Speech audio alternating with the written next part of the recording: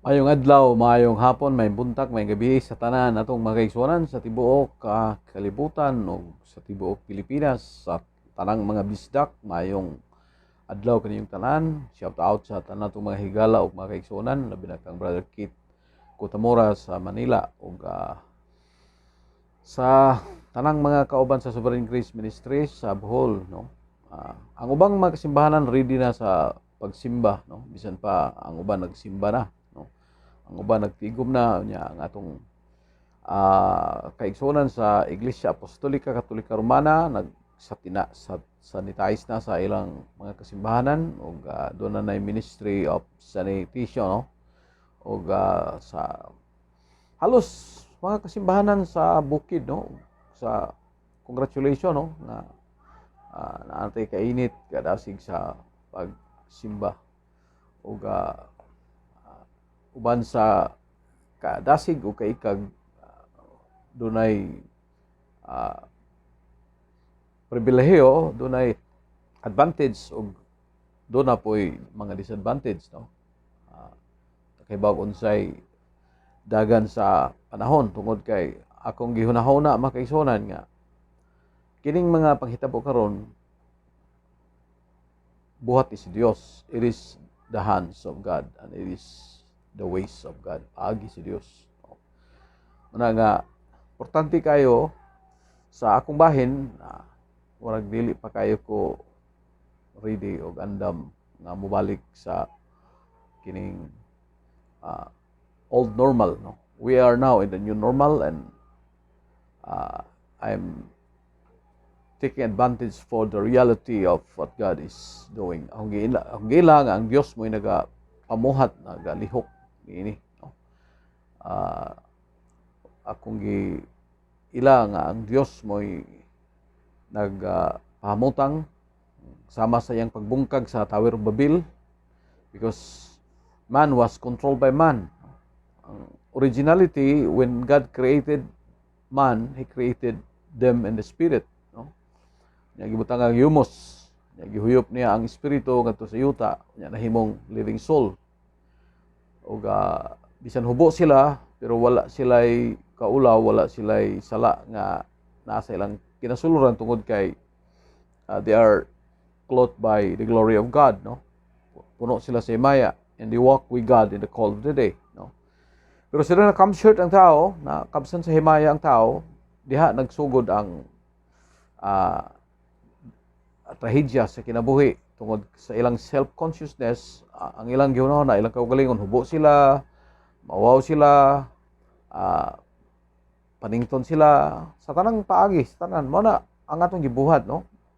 Ang atong kasimbahanan usab sa tibuok kalibutan mao pud ang gibuhat. We try to cover ourselves through our performance, no. Itong mga pagsimba, itong kung maayo ang dagan sa simbahan, tinuod moingon ang tao glory to God, pero ang kamatuoran glory to me, no. Niya kung imong tanawon ang kasimbahanan sa Africa, sa Amerika, dunay mga kasimbahanan nga nagmembro og 30,000. Nahibawan ako sa Africa nga grabe naghana, no. Maghuot na tungod sa miracles, tungod sa mga propesya, mga panagna.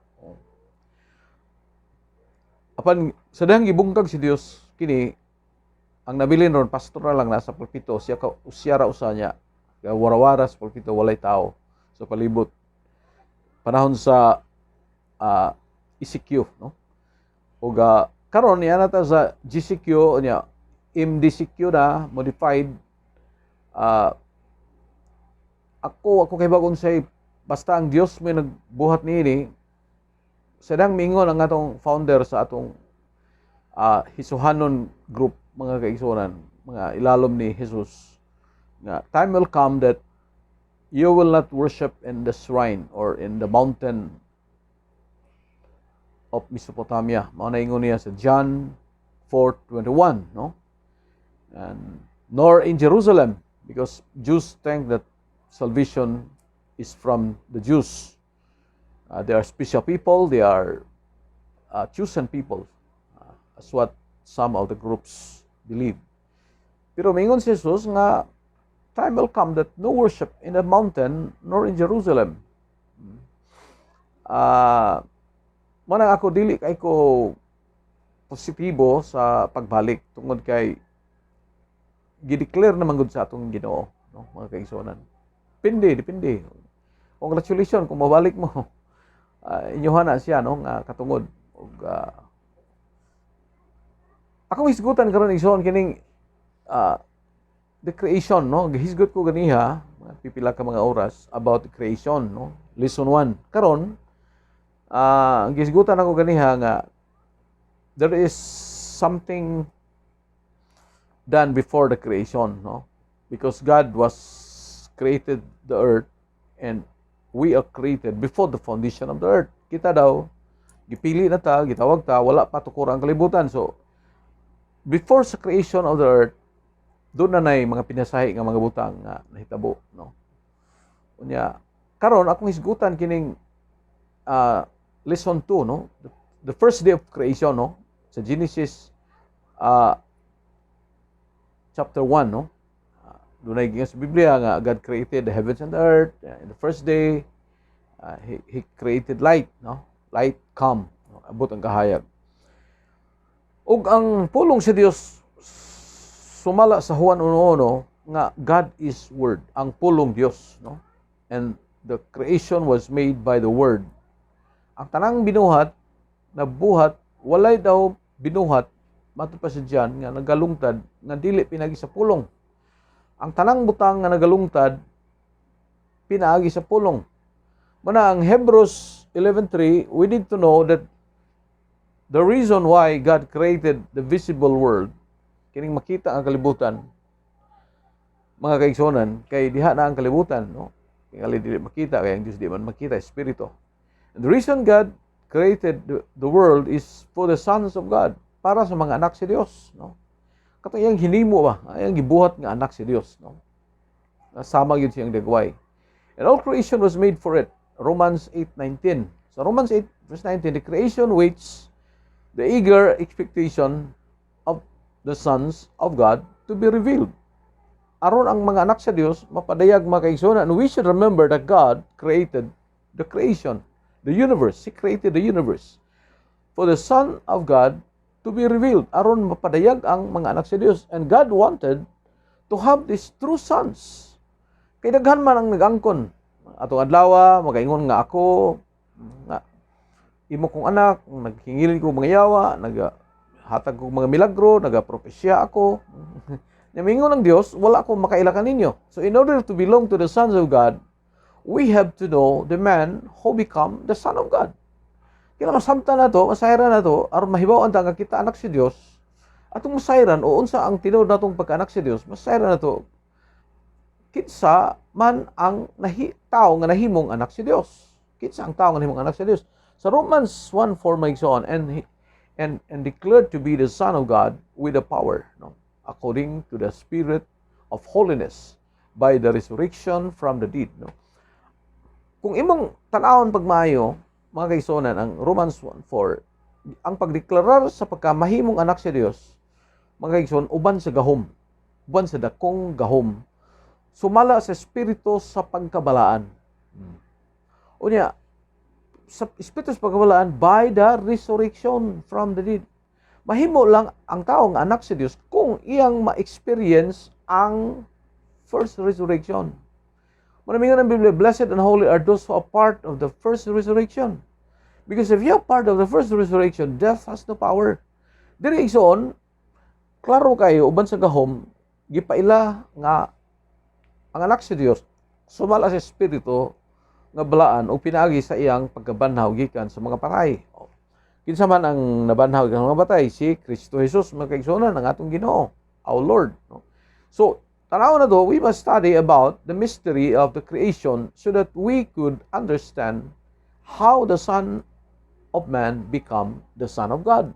Karon sa man nahimo ang anak sa tao because Jesus is the Son of Man and become the Son of God. Acts 2:36, the man you crucified, God made him Christ.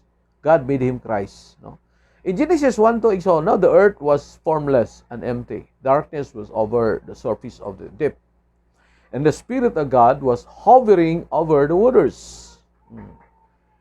Ilalom dito igsoon, ang Espiritu sa Dios nagapanlihok. God created the heavens and the earth. So, however, the darkness was over the surface of the deep. So as God created the heavens and the earth, it was perfect. Hingpit kini, wala gayoy gamayng lama sa nang gibuhat sa Dios ang langit o ang yuta. However, the darkness was revealed as this time. Kung tanaw ni mang Ezekiel, if you look to Ezekiel 38 verse 15, thou was perfect in thy ways from the day thou was created, till iniquity was found in thee. Matod pa sa King James Version.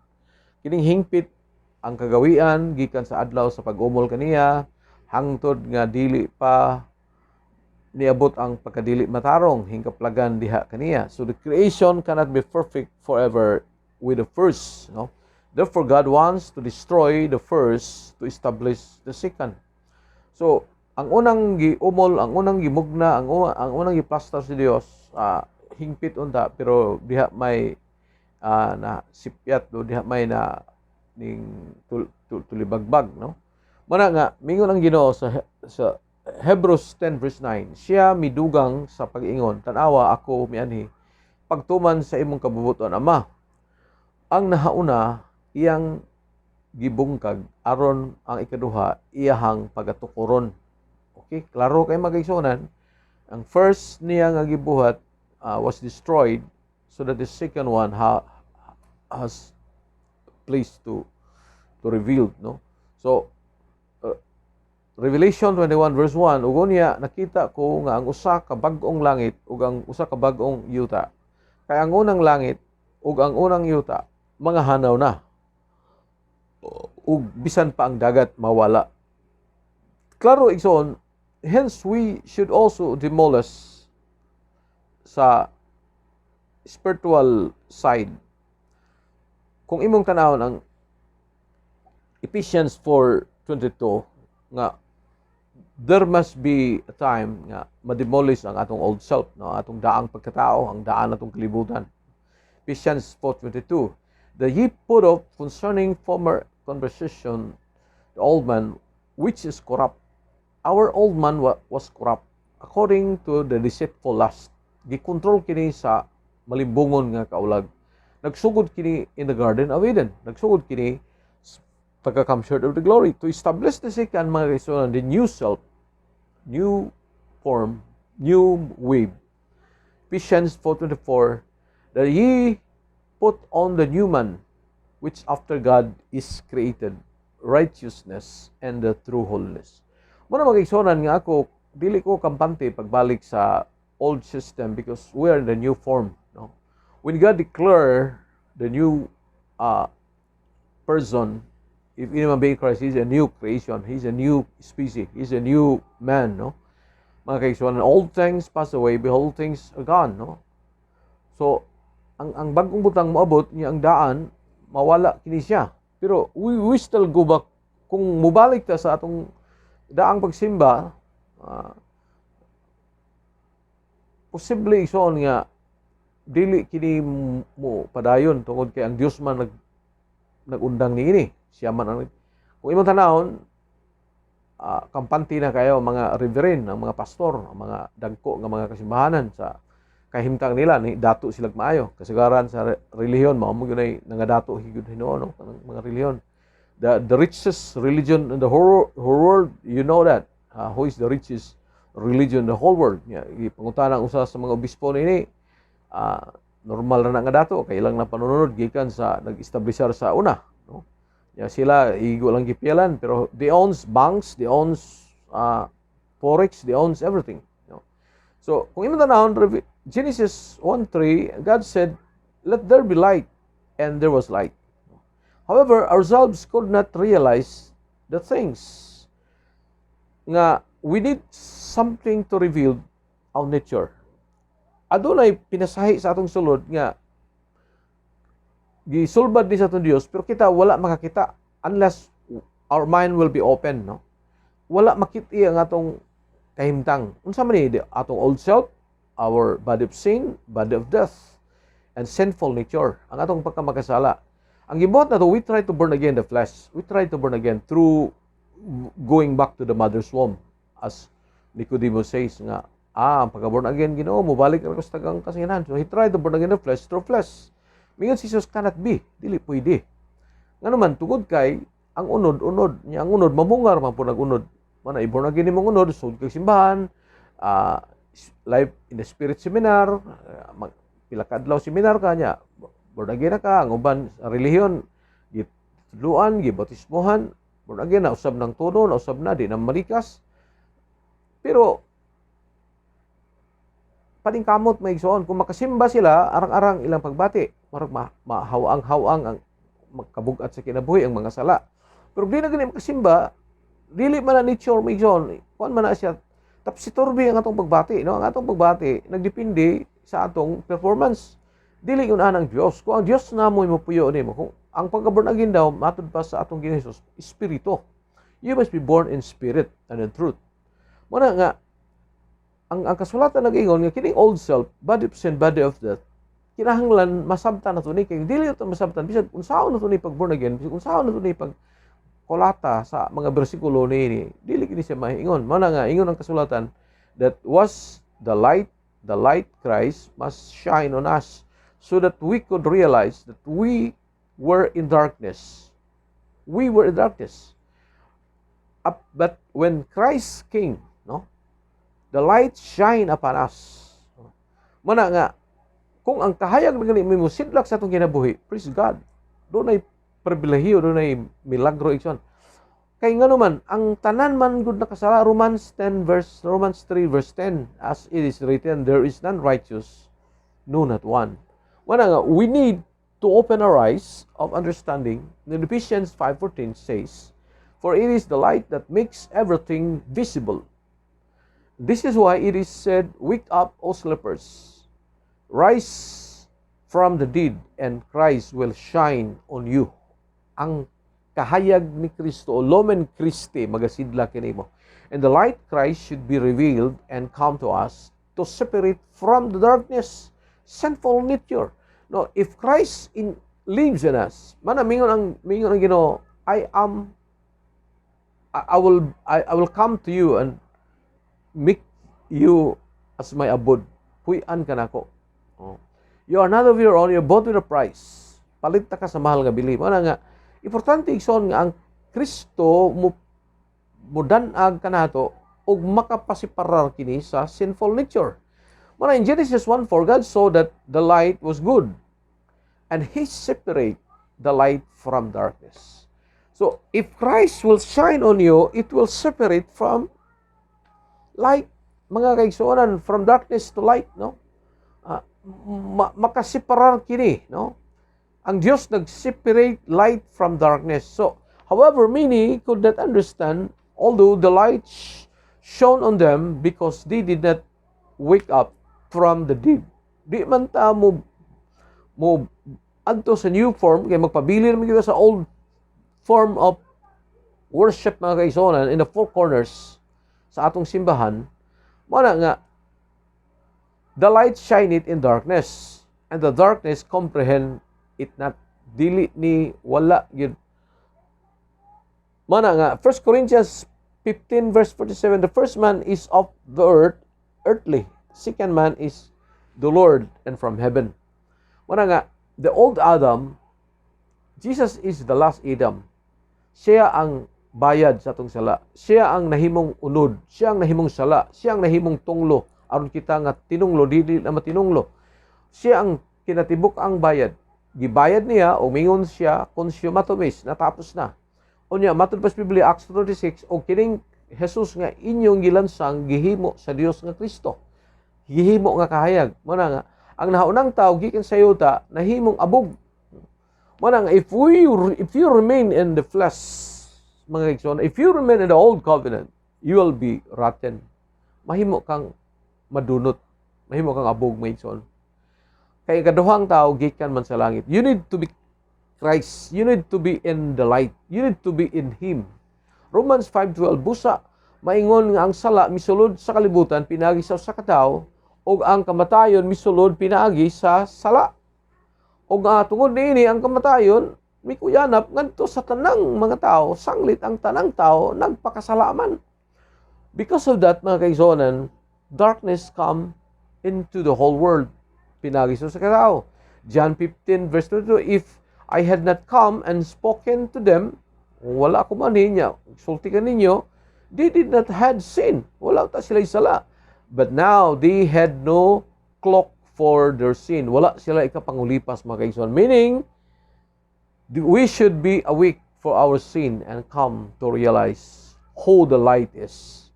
Muna, John 1:4, in Him was life, and the life was the light of men.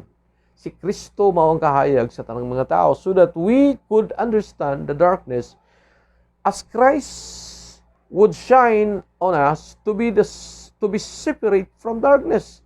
Siya nang musidlak na ang Kristo sa imong sulod. Puy-an ka na. Ikaw mahimong templo niya. Musiparar na ang kangit-ngit. Dili na kinahanglan ikaw mo'y musiparar kundi ang kangit-ngit masiparar kay ang Dios mo'y nagplastar niini. Mo na nga dili siya musugot ison nga magpabilin ka in the old form, in the old way, in the old system, mga kaigsonan. For you were once darkness, kamo sa unang ngit-ngit, but now you are light in the Lord. Live as children of light. We need to live now in the new form, a way of worship. What is the new form, a way of worship? Father is looking for. He's looking for a true worshiper who can worship in spirit and in truth. So if you worship the Father in spirit and in truth, there's no social distancing because in the spirit there's no physical being, mga kaigsonan. Muna nga, ang Acts 2:18 open their eyes and turn them from darkness to light, no? And from the power of Satan to God, and that they may have forgiveness of sin and a place among those who are sanctified by faith in me. So no one can go to the light directly, and we have to go from darkness to light. Gikan tas kaangit, gikan kahayag, and from the power of Satan to God. Ilalom ta ni Satanas karon, mga kaigsonan, na si Dios. Mana ang John 8:44, miingon ang Ginoo ngadto sa mga old covenanters, sa mga naapa sa old form, mga igsonan, nga ilalom sa kagahom. Miingon ang Dios sa John 8:44 nga ye are of your father the devil, and the lust of your father ye will do. He was murderer from the beginning and abode not in the truth, because there is no truth in him. When he speaketh a lie, he speaketh of his own, for he is liar and the father of it. So God did not make the first day without a purpose.